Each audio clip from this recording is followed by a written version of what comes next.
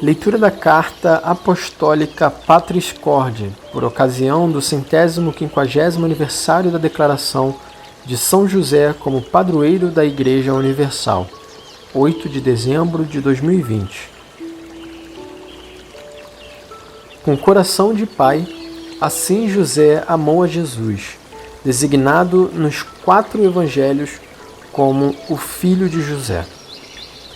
Os 2 evangelistas que puseram em relevo a sua figura, Mateus e Lucas, narram pouco, mas o suficiente para fazer compreender o gênero de pai que era e a missão que a providência lhe confiou. Sabemos que era um humilde carpinteiro, desposado com Maria, um homem justo, sempre pronto a cumprir a vontade de Deus, manifestada na sua lei e através de 4 sonhos. Depois de uma viagem longa e cansativa de Nazaré a Belém, viu o Messias nascer num estábulo, por não haver lugar para eles noutro sítio. Foi testemunha da adoração dos pastores e dos magos, que representavam respectivamente o povo de Israel e os povos pagãos. Teve a coragem de assumir a paternidade legal de Jesus, a quem deu o nome revelado pelo anjo. Dar-lhe-ás o nome de Jesus, porque ele salvará o povo dos seus pecados. Entre os povos antigos, como se sabe, dar o nome a uma pessoa ou a uma coisa significava conseguir um título de pertença, como fez Adão na narração do Gênesis. No templo, 40 dias depois do nascimento, José, juntamente com a mãe, ofereceu o menino ao Senhor e ouviu, surpreendido, a profecia que Simeão fez a respeito de Jesus e Maria. Para defender Jesus de Herodes, residiu como forasteiro no Egito.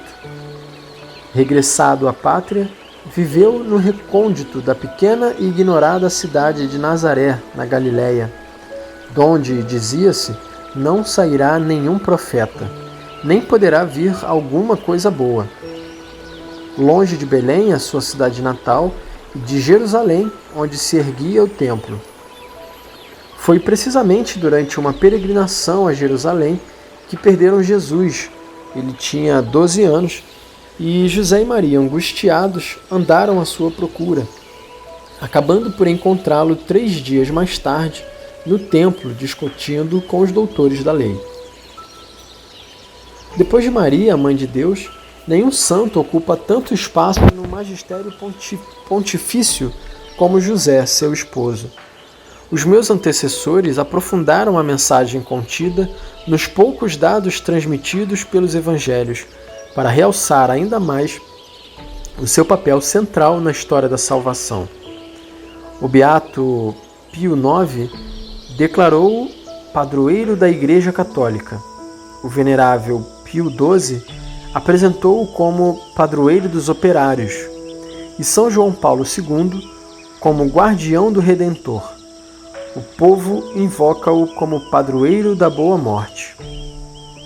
Assim, ao completar esses 150 anos da sua declaração como padroeiro da Igreja Católica, feita pelo beato Pio IX a 8 de dezembro de 1870, gostaria de deixar a boca, como de Jesus, falar da abundância do coração, para partilhar convosco algumas reflexões pessoais sobre esta figura extraordinária, tão próxima da condição humana de cada um de nós. Tal desejo foi crescendo ao longo desses meses de pandemia, em que pudemos experimentar, no meio da crise que nos afeta, que as nossas vidas são tecidas e sustentadas por pessoas comuns, habitualmente esquecidas, que não aparecem nas manchetes dos jornais e revistas, nem nas grandes passarelas do último espetáculo, mas que hoje estão, sem dúvida, a escrever os acontecimentos decisivos da nossa história. Médico, enfermeiras e enfermeiros, trabalhadores dos supermercados, pessoal da limpeza, curadores, transportadores, forças policiais, voluntários, sacerdotes, religiosas e muitos, mas muitos outros que compreenderam que ninguém se salva sozinho. Quantas pessoas dia a dia exercitam a paciência e infundem esperança tendo a peito não semear pânico, mas corresponsabilidade. Quantos pais, mães, avós e avós, professores mostram às nossas crianças, com pequenos gestos do dia a dia, como enfrentar e atravessar uma crise, readaptando hábitos, levantando o olhar e estimulando a oração. Quantas pessoas rezam, se imolam e intercedem pelo bem de todos. Todos podem encontrar em São José um homem que passa despercebido, o homem da presença cotidiana, discreta e escondida, um intercessor, um amparo e uma guia nos momentos de dificuldade. São José lembra-nos que todos aqueles que estão aparentemente escondidos ou em segundo plano têm um protagonismo sem paralelo na história da salvação. A todos eles dirige uma palavra de reconhecimento e gratidão. A grandeza de São José consiste no fato de ter sido o esposo de Maria e o pai de Jesus. Como tal, afirma São João Crisóstomo, colocou-se inteiramente ao serviço do plano salvífico. São Paulo VI faz notar que a sua paternidade se exprimiu concretamente em ter feito da sua vida um serviço, um sacrifício ao mistério da encarnação e à conjunta missão redentora, em ter usado da autoridade legal que detinha sobre a Sagrada Família para lhe fazer dom total de si mesmo, da sua vida, do seu trabalho, em ter convertido a sua vocação humana ao amor doméstico, na oblação sobre-humana de si mesmo, do seu coração e de todas as capacidades no amor colocado ao serviço do Messias, nascido na sua casa. Por este seu papel na história da salvação, São José é um pai que foi sempre amado pelo povo cristão, como prova ao fato de lhe terem sido dedicadas numerosas igrejas por todo o mundo, de muitos institutos religiosos, confrarias e grupos eclesiais se terem inspirado na sua espiritualidade e adotado o seu nome, e de, há séculos, se realizarem em sua honra várias representações sacras. Muitos santos e santas foram seus devotos apaixonados, entre os quais se conta Teresa de Ávila, que o adotou como advogado e intercessor, recomendando-se instantemente a São José e recebendo todas as graças que lhe pedira. Animada pela própria experiência, a santa persuadia os outros a serem igualmente devotos dele. Em todo o manual de orações, há sempre alguma a São José. São-lhes dirigidas invocações especiais todas as quartas-feiras, de forma particular, durante o mês de março inteiro, tradicionalmente dedicado a ele. A confiança do povo em São José está contida na expressão Ite ad Joseph, que faz referência ao período de carestia no Egito, quando o povo pedia pão ao faraó e ele respondia: Ide ter com José, fazei o que ele vos disser. Tratava-se de José, filho de Jacó, que acabara vendido, vítima da inveja dos seus irmãos, e posteriormente, segundo a narração bíblica, tornou-se vice-rei do Egito. Enquanto descendente de Davi, de cuja raiz deveria nascer Jesus, segundo a promessa feita ao rei pelo profeta Natã, e como esposo de Maria de Nazaré, São José constitui a dobradiça que une o Antigo e o Novo Testamento. Dia após dia, José via Jesus crescer em sabedoria, em estatura e em graça, diante de Deus e dos homens. Como o Senhor fez com Israel, assim ele ensinou Jesus a andar, segurando-o pela mão. Era para ele como o pai que levanta o filho contra o seu rosto, inclinava-se para ele a fim de lhe dar de comer. Jesus viu a ternura de Deus em José. Como um pai se compadece dos filhos, assim o Senhor se compadece dos que o temem. Com certeza, José terá ouvido ressoar na sinagoga, durante a oração dos Salmos, que o Deus de Israel é um Deus de ternura, que é bom para com todos, e a sua ternura repassa todas as suas obras. A história da salvação realiza-se na esperança para além do que se podia esperar, através das nossas fraquezas. Muitas vezes pensamos que Deus conta apenas com a nossa parte boa e vitoriosa, quando, na verdade, a maior parte dos seus desígnios se cumpre através e apesar da nossa fraqueza. Isto mesmo permite a São Paulo dizer: para que não me enchesse de orgulho, foi-me dado um espinho de carne, um anjo de Satanás, para me ferir, a fim de que não me orgulhasse. A esse respeito, 3 vezes pedi ao Senhor que o afastasse de mim. Mas ele respondeu-me: basta-te a minha graça, porque a força manifesta-se na fraqueza. Se esta é a perspectiva da economia da salvação, devemos aprender a aceitar com profunda ternura a nossa fraqueza. O maligno faz-nos olhar para a nossa fragilidade com um juízo negativo, ao passo que o Espírito trá-la à luz com ternura. A ternura é a melhor forma para tocar o que há de frágil em nós. Muitas vezes o dedo enriste e o juízo que fazemos a respeito dos outros são sinal da incapacidade de acolher dentro de nós mesmos a nossa própria fraqueza, a nossa fragilidade. Só a ternura nos salvará da obra do acusador. Por isso, é importante encontrar a misericórdia de Deus, especialmente no sacramento da reconciliação, fazendo uma experiência de verdade e ternura. Paradoxalmente, também o maligno pode dizer-nos a verdade, mas se o faz é para nos condenar. Entretanto, nós sabemos que a verdade vinda de Deus não nos condena, mas acolhe-nos, abraça-nos, ampara-nos, perdoa-nos. A verdade apresenta-se-nos sempre como Pai misericordioso da parábola. Vem ao nosso encontro, devolve-nos a dignidade, levanta-nos, ordena uma festa para nós, dando como motivo que este meu filho estava morto e reviveu, estava perdido e foi encontrado. A vontade de Deus, a sua história e o seu projeto passam também através da angústia de José.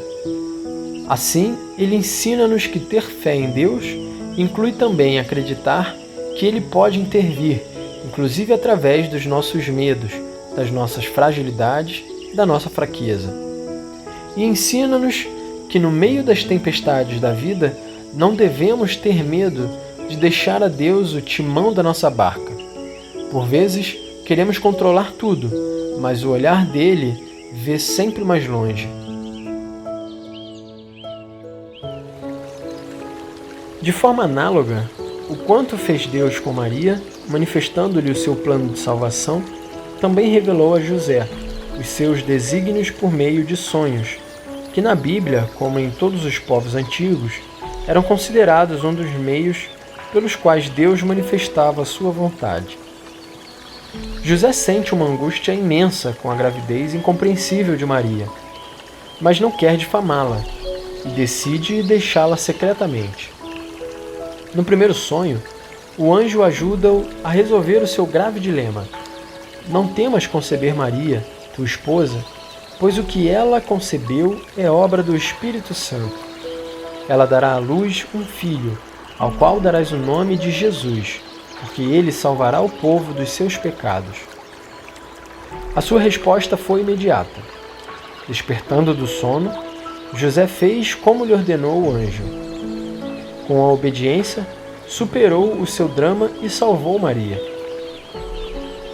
No segundo sonho, o anjo dá esta ordem a José: levanta-te, toma o menino e sua mãe, foge para o Egito e fica lá até que eu te avise, pois Herodes procurará o menino para o matar. José não hesitou em obedecer, sem se questionar sobre as dificuldades que encontraria. E ele levantou-se de noite, tomou o menino e sua mãe e partiu para o Egito, permanecendo ali até a morte de Herodes. No Egito, com confiança e paciência, José esperou do anjo o aviso prometido para voltar ao seu país. Logo que o mensageiro divino, num terceiro sonho, depois de o informar que tinham morrido aqueles que procuravam matar o menino, lhe ordena que se levante, tome consigo o menino e sua mãe e regresse à terra de Israel.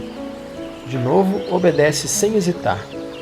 Levantando-se, ele tomou o menino e sua mãe e voltou para a terra de Israel. Durante a viagem de regresso, porém, tendo ouvido dizer que Arquelau reinava na Judéia, em lugar de Herodes seu pai, teve medo de ir para lá. Então, advertido em sonhos, e é a quarta vez que acontece, retirou-se para a região da Galiléia e foi morar numa cidade chamada Nazaré. Por sua vez, o evangelista Lucas refere que José enfrentou a longa e incômoda viagem de Nazaré a Belém, devido à lei do imperador César Augusto, relativa ao recenseamento, que impunha a cada um registrar-se na própria cidade de origem. E foi precisamente nesta circunstância que nasceu Jesus, sendo inscrito no registro do império como todos os outros meninos. São Lucas, de modo particular, tem o cuidado de assinalar que os pais de Jesus observavam todas as prescrições da lei, os ritos da circuncisão de Jesus, da purificação de Maria depois do parto, da oferta do primogênito a Deus. Em todas as circunstâncias da sua vida, José soube pronunciar o seu fiat, como Maria na Anunciação e Jesus no Getsêmani. Na sua função de chefe de família, José ensinou Jesus a ser submisso aos pais, segundo o mandamento de Deus. Ao longo da vida oculta em Nazaré, na escola de José, ele aprendeu a fazer a vontade do Pai. Tal vontade torna-se o seu alimento diário. Mesmo no momento mais difícil da sua vida, vivido no Getsêmani, preferiu que se cumprisse a vontade do Pai, e não a sua, fazendo-se obediente até a morte de cruz. Por isso, o autor da carta aos Hebreus conclui que Jesus aprendeu a obediência por aquilo que sofreu. Vê-se, a partir de todas essas vicissitudes, que José foi chamado por Deus para servir diretamente a pessoa e a missão de Jesus, mediante o exercício da sua paternidade. Desse modo, precisamente, ele coopera no grande mistério da redenção, quando chega à plenitude dos tempos e é verdadeiramente ministro da salvação.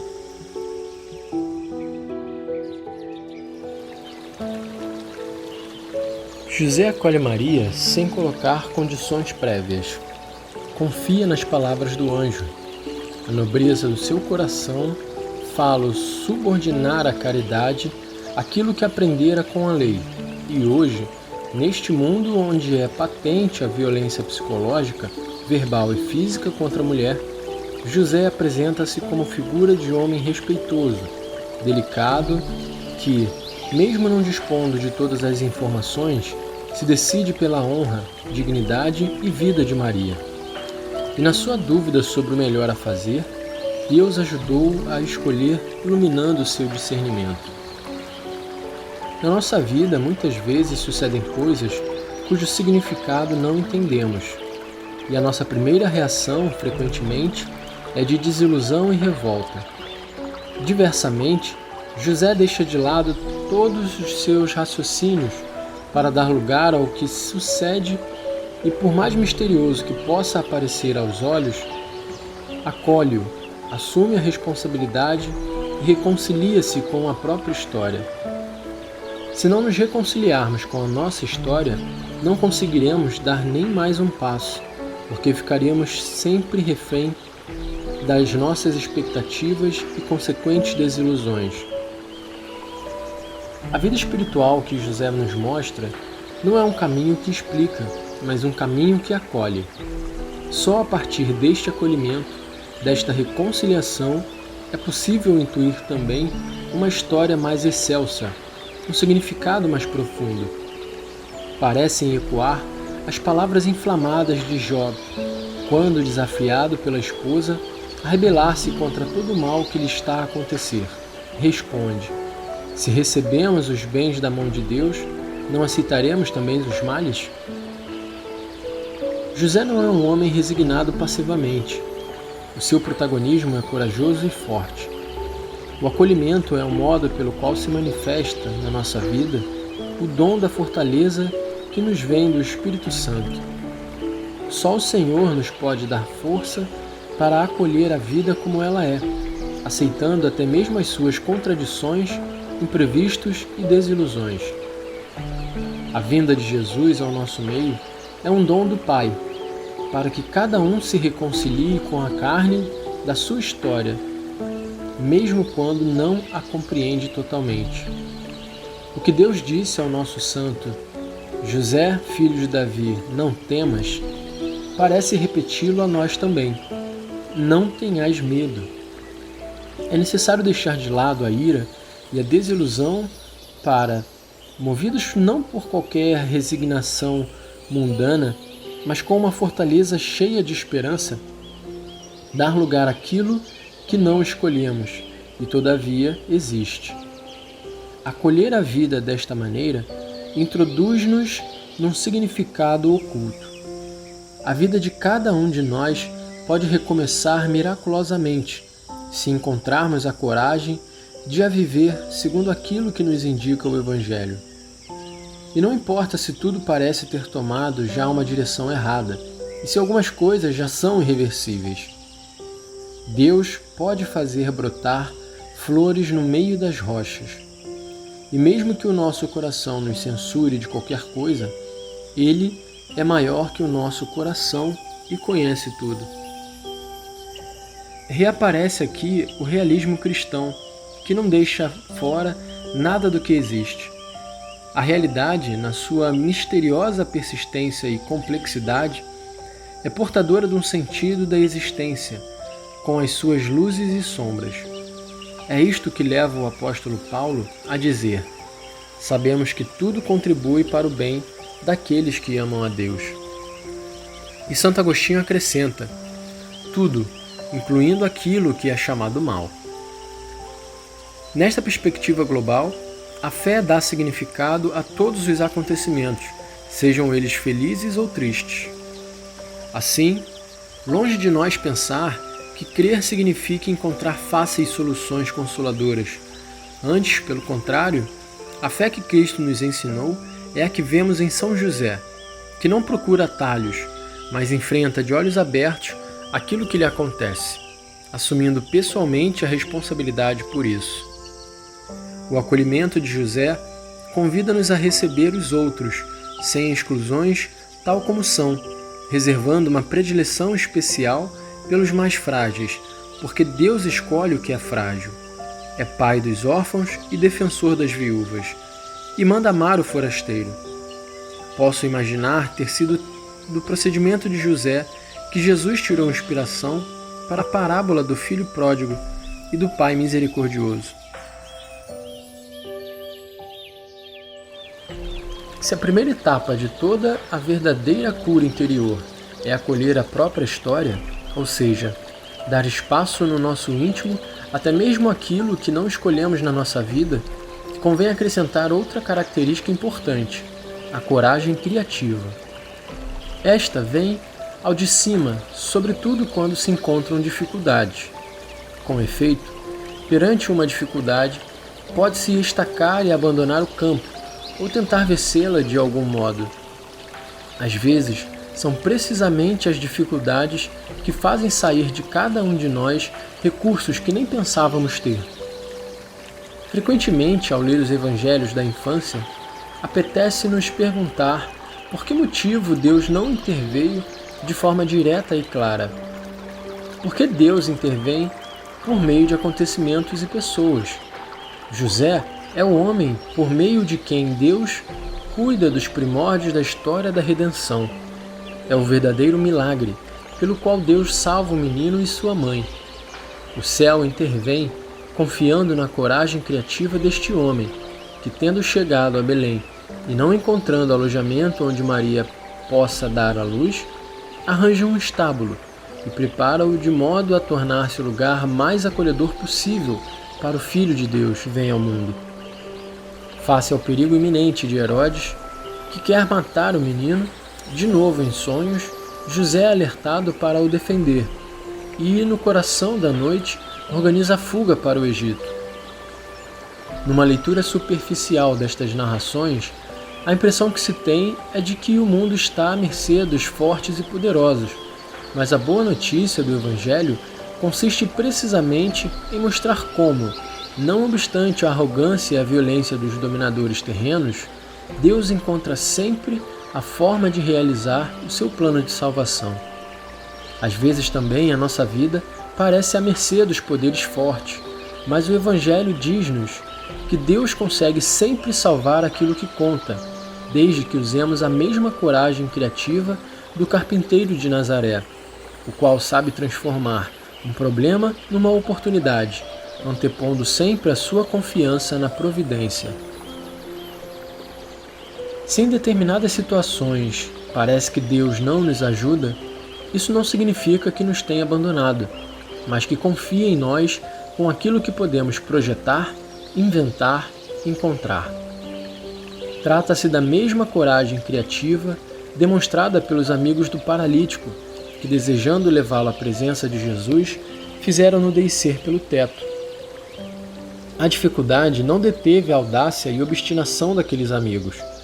Estavam convencidos de que Jesus podia curar o doente, e não achando por onde introduzi-lo, devido à multidão, subiram ao teto e, através das telhas, desceram-no com a enxerga para o meio, em frente de Jesus.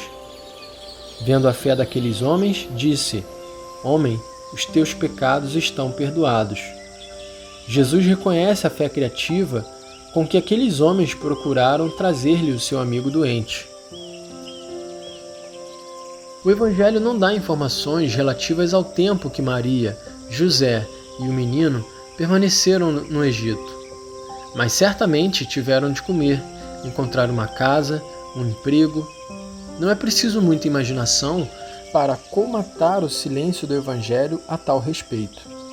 A Sagrada Família teve que enfrentar problemas concretos, como todas as outras famílias, como muitos dos nossos irmãos migrantes, que ainda hoje arriscam a vida acossados pela desventura e pela fome.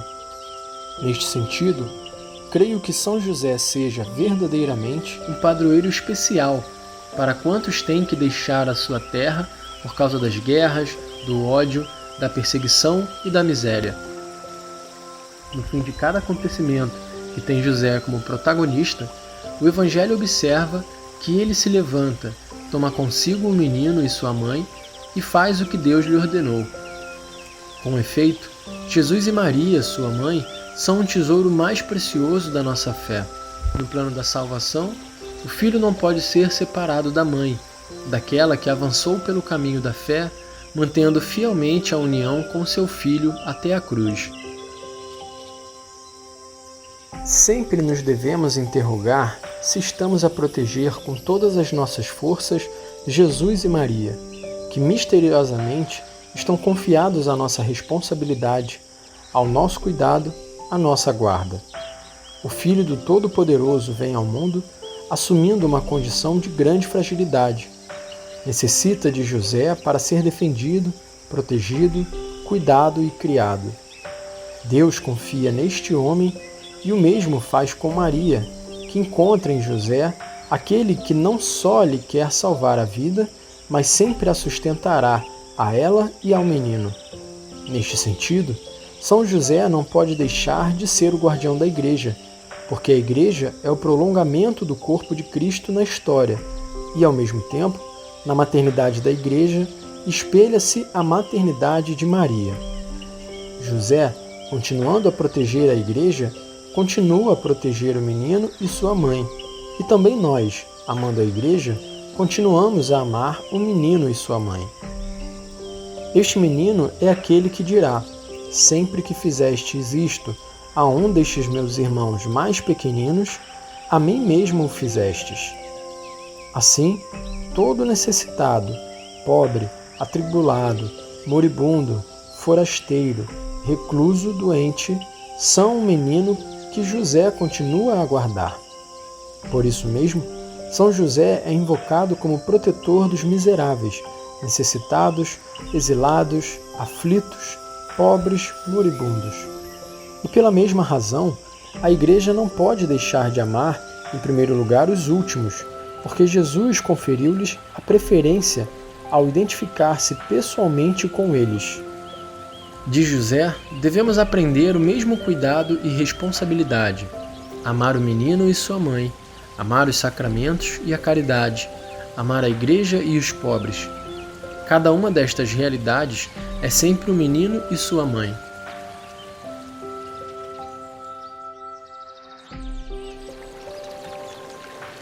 Um aspecto que caracteriza São José e tem sido evidenciado desde os dias da primeira encíclica social, a Rerum Novarum, de Leão XIII, é a sua relação com o trabalho.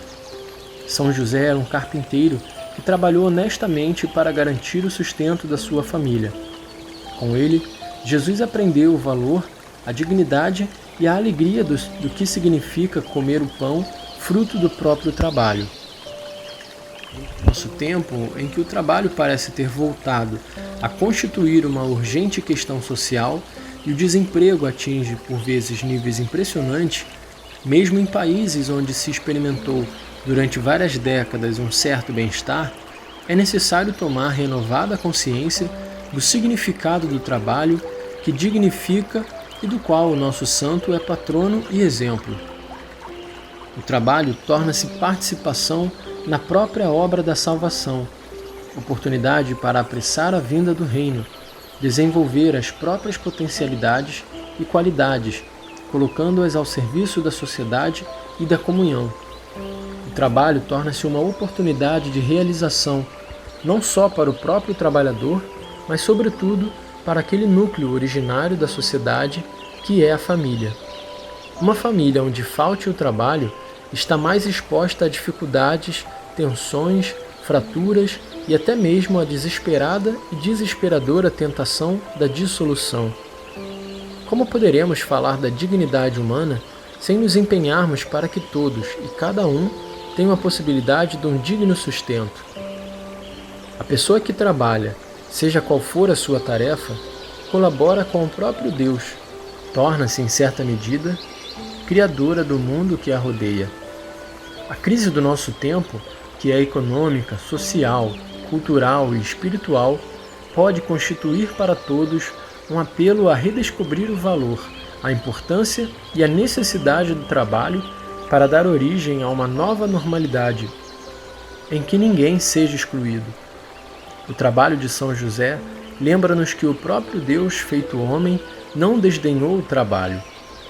A perda de trabalho, que afeta tantos irmãos e irmãs e tem aumentado nos últimos meses devido à pandemia de Covid-19, deve ser um apelo a revermos as nossas prioridades. Peçamos a São José Operário que encontremos vias onde nos possamos comprometer até se dizer: nenhum jovem, nenhuma pessoa, nenhuma família sem trabalho.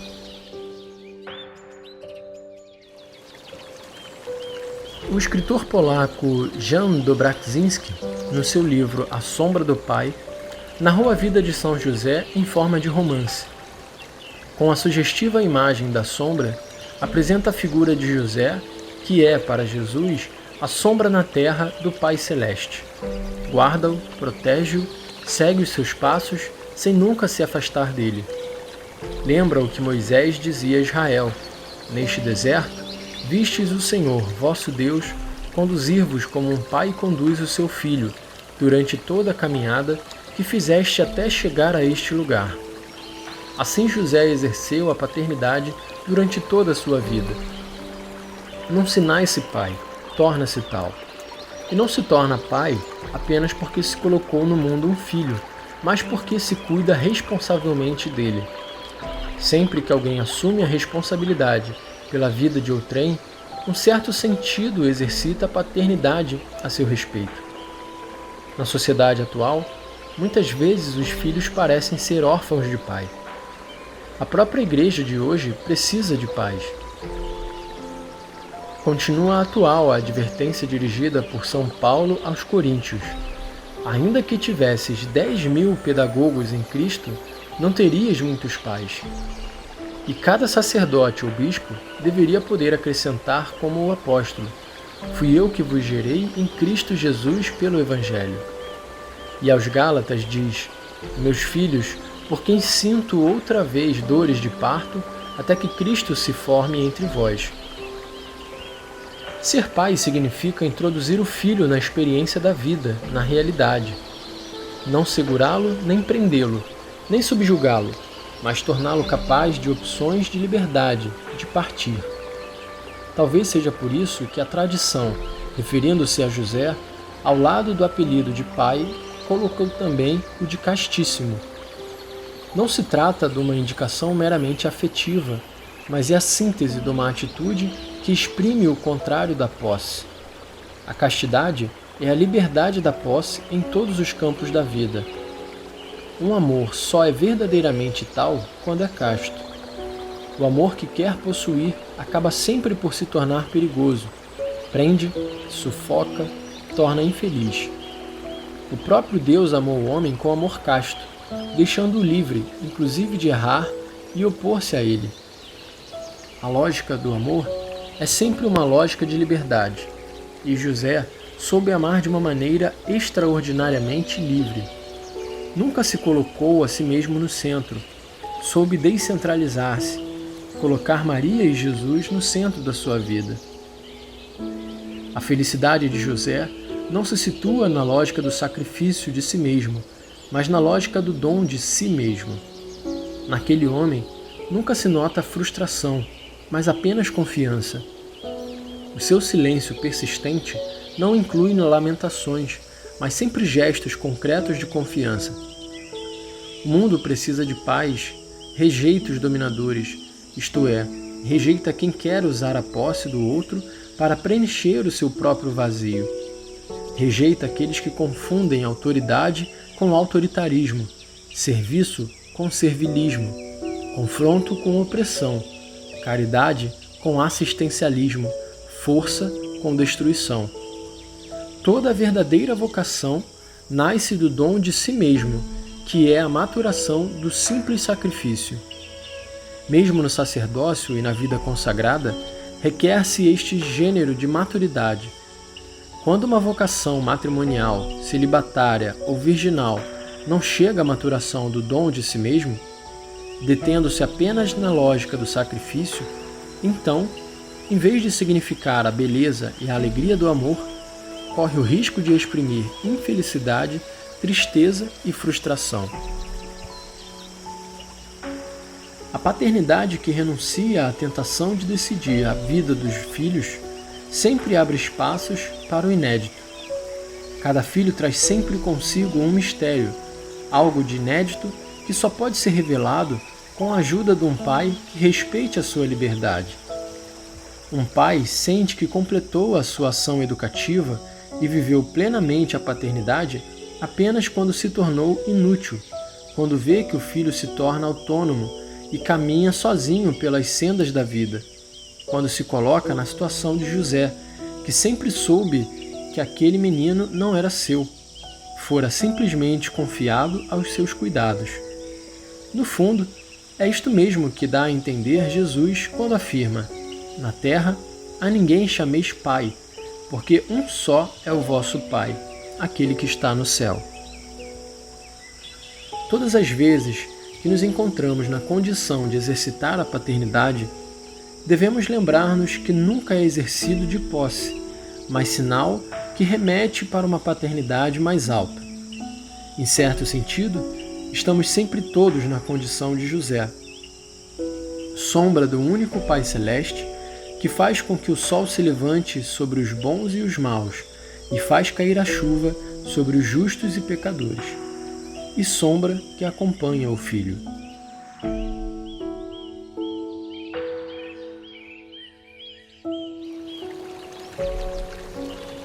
Levanta-te, toma o menino e sua mãe, diz o anjo da parte de Deus a São José. O objetivo desta carta apostólica é aumentar o amor por este grande santo para nos sentirmos impelidos a implorar a sua intercessão e para imitarmos as suas virtudes e o seu desvelo. Com efeito, a missão específica dos santos não é apenas a de conceder milagres e graças, mas de interceder por nós diante de Deus, como fizeram Abraão e Moisés, como faz Jesus, único mediador, que junto de Deus Pai é o nosso advogado, vivo para sempre, a fim de interceder por nós. Os santos ajudam todos os fiéis a entender a santidade e perfeição do próprio estado. A sua vida é uma prova concreta de que é possível viver o Evangelho. À semelhança de Jesus que disse: "Aprendei de mim, porque sou manso e humilde de coração", também os santos são exemplos de vida que havemos de imitar. A isto nos exorta explicitamente São Paulo: "Rogo-vos, pois, que sejais meus imitadores". O mesmo nos diz São José através do seu silêncio eloquente. Estimulado com o exemplo de tantos santos e santas diante dos olhos, Santo Agostinho interrogava-se: então não poderás fazer o que estes e estas fizeram? E assim chegou à conversão definitiva, exclamando: tarde vos amei, ó beleza tão antiga e tão nova, tarde vos amei. Só nos resta implorar de São José a graça das graças, a nossa conversão. Dirijamos-lhe a nossa oração. Salve, guardião do Redentor e esposo da Virgem Maria. A vós Deus confiou o seu Filho, em vós Maria depositou a sua confiança, convosco Cristo tornou-se homem.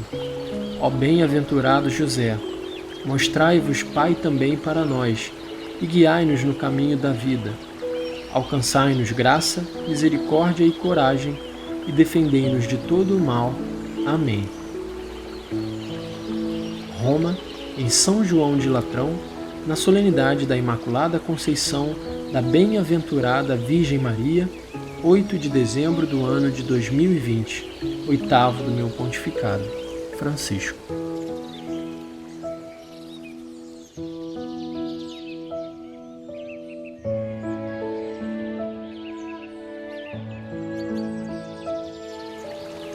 Salve, guardião do Redentor e esposo da Virgem Maria.